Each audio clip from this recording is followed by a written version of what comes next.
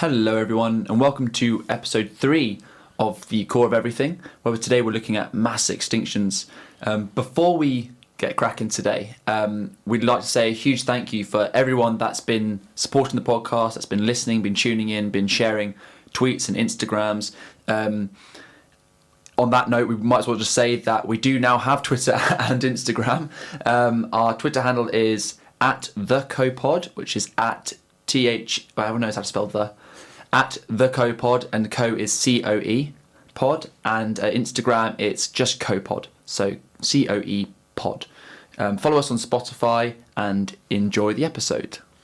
This week we have a really special episode for you. It is a double whammy. It's a two-parter. We are looking at mass extinctions, and there's loads of mass extinctions to talk about and all sorts of interesting and cool things happening at each one. And we'll talk about a range of geological processes, and so we've split it into two for you. So here's part one. Starting conversationally again.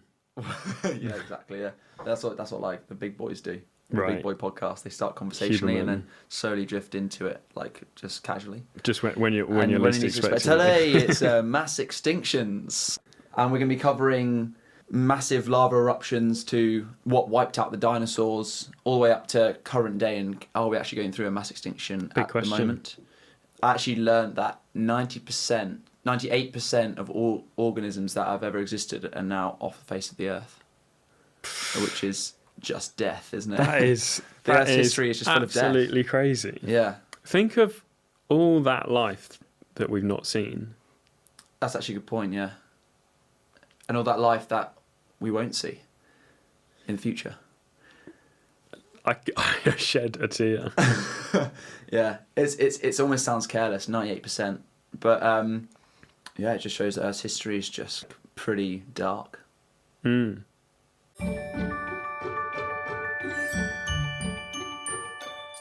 So, mass extinctions. Well, the definition sort of wavers from in terms of percentage of species that are wiped out. I read it was like 75% or 50%, but I think generally it's considered a widespread and rapid decline in the biodiversity of life on Earth.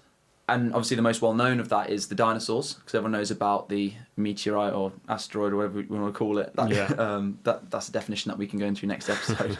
But that hit the Earth and wiped out the dinosaurs. But actually there have been 5 known mass extinctions through Earth's time.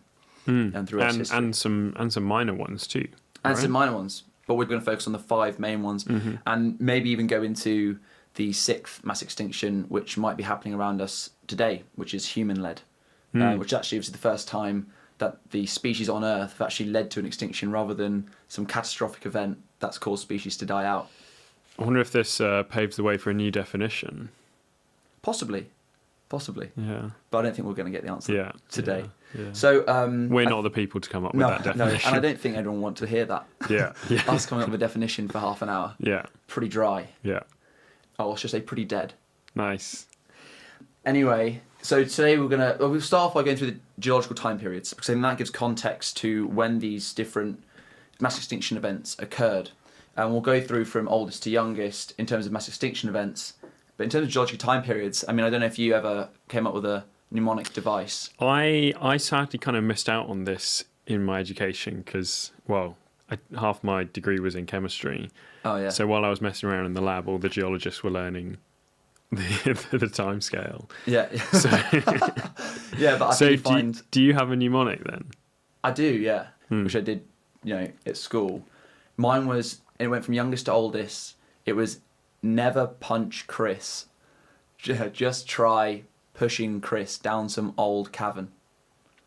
That's beautiful. Yeah, I mean, we just came up with it on the spot, really. Was Chris someone in your class? Yeah, poor old Chris, yeah. Oh, Chris. He came up with it. It was weird. It's very self-deprecating. Yeah, it was, yeah. So essentially it goes from, if I go through and rattle them off, I try and do it. It's Neogene, Paleogene, Cretaceous, Jurassic, Triassic, Permian, Carboniferous, Devonian, Silurian, Ordovician, Cambrian. Wow.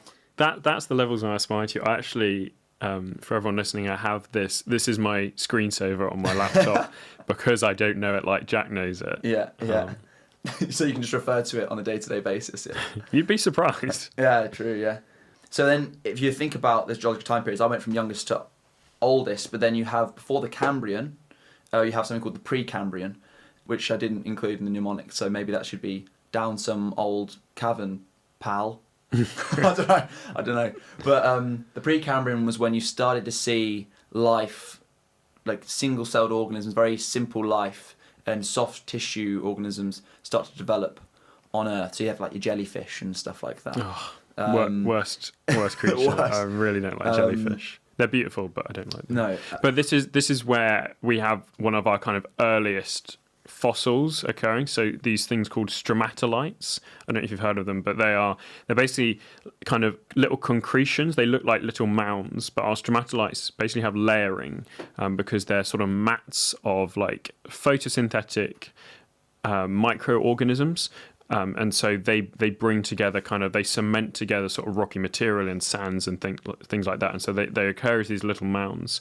And then bacteria grew over these mounds of material. And because of photosynthesis and the reaction that's involved of consuming carbon dioxide, releasing oxygen, they actually raised oxygen levels globally. But then they slowly died off later due to grazing from other creatures. And so they can only really survive in very harsh environments. But I think there are evidence of these things from in New Zealand, aren't they? From the oldest known life and stuff like that. Yeah. And so do you think stromatolites creating that oxygen was massive for the Cambrian explosion? Yeah, it seems to be that stromatolites do help that, but also the Cambrian explosion comes back to bite them a little bit because the life that forms from the Cambrian explosion then nibbles on those stromatolites. Yeah, sure. Yeah, we should probably say that the Cambrian explosion was this massive flourish of life, but was it 150 million years ago? And that's the first development of complex life. So we previously had single-celled organisms, and now we start to have multi-celled organisms with exoskeletons like shells. And we also start to see the first vertebrates, which formed very much the backbone of society. Yeah. Beautiful. I actually said that joke about 5 minutes ago, but we've cut it out because Mark wasn't here for it. I thought it was too good to not be here. The things we do for comedy. So life was just starting out. It was starting to flourish, and bang, we had our first major mass extinction. Yeah, so our first major mass extinction was the Ordovician-Silurian. So this happened about 440 million years ago, just as life was kind of starting out. And at this time, we lost up to 85% of marine species, and loads of the first kind of animals with exoskeletons were gone. So the question with all of these mass extinctions is how did they happen? And we think that this mass extinction, the Ordovician-Silurian, was due to a massive glaciation. So temperatures plummeted across the supercontinent. So at this point, the crust wasn't broken up into all these different tectonic plates. There were far fewer tectonic plates, and so we had Gondwana at that time. And the temperatures plummeted, and we went into an ice house climate. And this ice locks up water, fresh water and water from the ocean. It should be worth noting that 90% of marine life that we see is found on this continental shelf, which is this sunlit zone, or it's called euphotic zone. Mm-hmm. Pretty sure it's called. So if you imagine, watching Finding Nemo, the coral reefs there, that's all this in this sunlit zone, and that goes up to about 200 meters below the surface. And corals, they photosynthesize and create oxygen. But if sea levels fall or rise, they create this massive habitat change. And so if sea levels reduce, then all these corals are in much shallower environments, so sort of wave action and these sort of things start to affect the reefs, or it starts to get affected by the sunlight itself, like on the surface. Or if sea levels rise, you go below this euphotic zone, and the coral's not allowed to photosynthesize, and it gets too deep, and so the whole ecosystem starts to break down. Yeah, and we can see a record of these changes in our rocks because we can look at fossils, so we know what type of life was living there. So, our corals like this continental shelf. But also, for example, if sea levels rise, that region of the sea gets deeper, and so we get kind of more what we'd call distal material, distal sediment, so sediment that is further from the continent being deposited there. So it's finer grained, so we get muds rather than sands. So we can actually look at our sedimentary record and see these changes in things like sea level. Exactly. So in sea level rise, it's called transgression, and if it falls, it's a regression. So in this mass extinction event, we had this ice house which caused a sea level drop, but then, from my understanding, there's a rising of the temperatures. So we have this like 1-2 punch. We first have a drop in temperature, and if any animals manage to survive, they think, thank God for that. Then there's this massive rise in temperature, so they get they get knocked down. And I think it's interesting because we think, well, we've adapted well to different temperatures. What's the big deal with that? But actually, these global temperatures have, even if they're only over like a degree or two, they have huge implications because that changes the kind of habitats that are available. It changes the food that is available for various animals to eat. So, it has huge implications, and that's why we get these extinctions. Yeah. And so that was our first major extinction.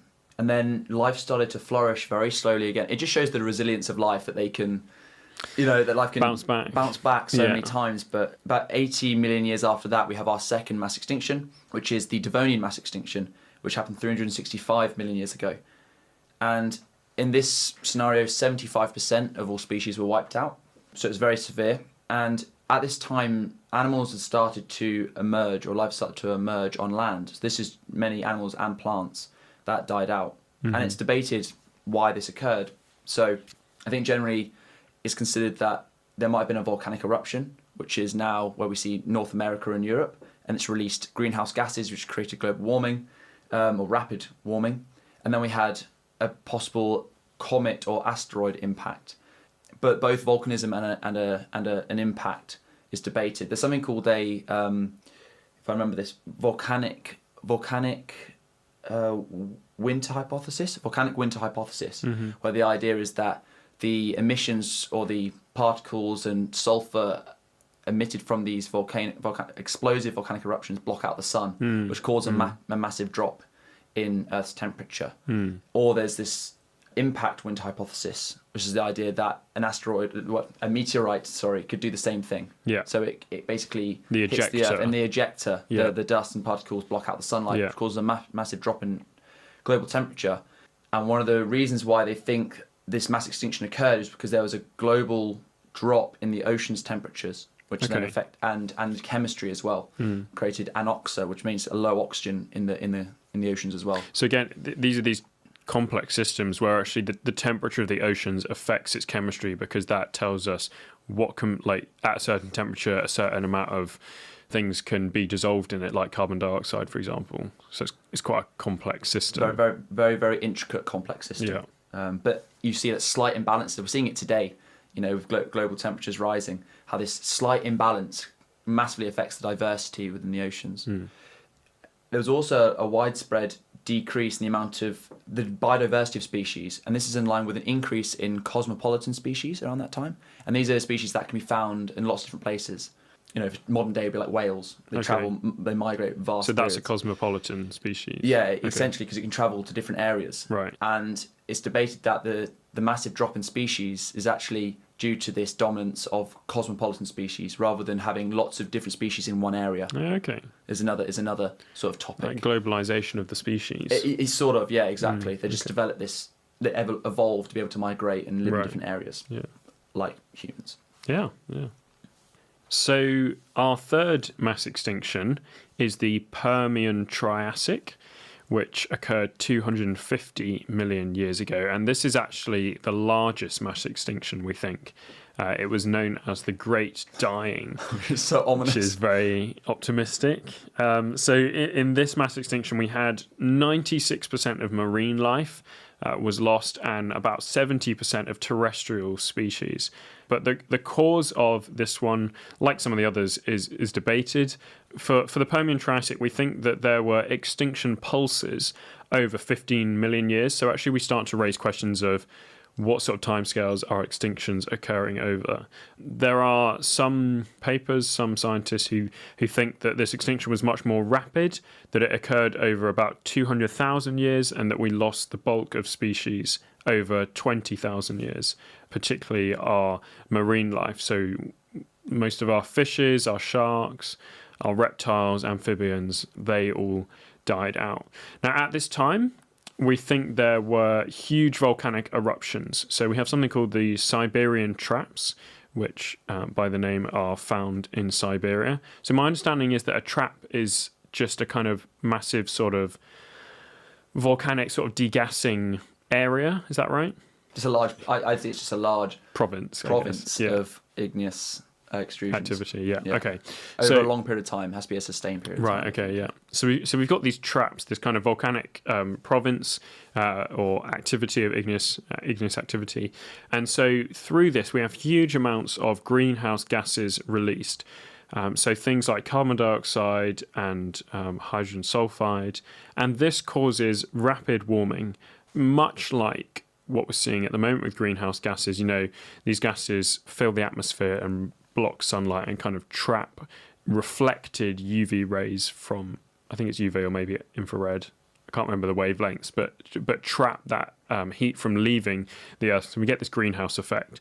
And this actually also caused ocean acidification, because as these acidic gases dissolved into things like rainwater, we got acid rain, and that acidified the oceans, causing a lot of extinction. I mean, it seems that a lot of these extinctions are related to volcanism or ice house effects, and that affects the ocean chemistry. Yeah. And then we had our 210 million years ago. So this is 40 million years after the Permian-Triassic. So again, it's another mass extinction that didn't occur. 40 million years sounds like a long time, but it doesn't, in the grand scheme of geology, you know, we're talking up to billions of years. Yeah. It's not that massive amount of time. And then this occurred in the Triassic-Jurassic period, 210 million years ago, where 80% of species were lost. And this mass extinction allowed for the dinosaurs to start to take over. So if you think of like Jurassic Park, you know, it's like the name, if you're being pedantic, the name's actually wrong, because most of the dinosaurs come from the Cretaceous period, whereas Jurassic Park, like, you wouldn't have the T-Rex, Velociraptors, the Triceratops. So, but then like the Cretaceous Park sounds... Yeah, it doesn't quite have the same ring, does it? Yeah. Yeah, but you do have stuff like the Brachiosaurus. You know the one thing with the long neck? I need to check. Brachiosaurus. Yeah. Brachiosaurs. That's it. That had the long neck, so they were still there. But then if they were, I think they were herbivores, so just be then watching them eat leaves for 2 hours. So during this extinction, you know, we had huge amounts of CO2 which was released, causing massive global warming, and this was potentially caused by the rifting of Pangaea. So most people have heard of Pangaea. It's this massive supercontinent where all the land was together at this stage. Yeah. And as that started to break apart and split, we had this sort of rifting, which released a lot of CO2 into the atmosphere. So if you think about it, only 1% of CO2 is in the air, soils and oceans, but most of it is bound up in the Earth's rocks. And so some is buried, which is buried gas released from volcanoes, but the rifting causes a massive release of CO2. And this is estimated to release 100,000 gigatons, which is gigas means billions of tons of CO2. And it's interesting, actually, kind of just a brief interlude, that often... So we also have these things called clathrates, which is where you have gases like methane trapped within ice, for example. And so when you get things like volcanism or increases in temperature... this can release these greenhouse gases, which is kind of an issue we're facing today. But we can talk about that later. No, sure. I mean, if you think about 100,000 gigatons being released in CO2 being released at that time, you know, if we're talking about mitigating our global warming to 1.5 degrees by 2050, we're talking about storing 10 gigatons of CO2 in the ground. Right. So this is the equivalent. I mean, we're talking. How many orders of magnitude is that greater? Like, 5 I have no idea. But 10,000. Yeah, right? Yeah. 5. 10,000. So 4. Yeah, 4. Good stuff. So it's just a huge order of magnitude difference. And the rifting also generates stuff like volcanic eruptions, which releases even more CO2. Yeah. As well as underwater volcanic activity, so it happens under the ocean, which also changes the ocean chemistry. So you have these lot of factors mainly based on CO2 and rifting. Which I think shows why all these hypotheses and causes are so debated. Yeah. Because it's not obvious. Like, if it's just exact, there's probably something that kicked this all off, but then we've got all these different kind of routes that we're going down. Sure. I mean, that's true. And most of these, it's hypothesized there are multiple triggers, but I think in this extinction as well, there's a debate that it could have been an asteroid, like an impact that could have destroyed life on Earth.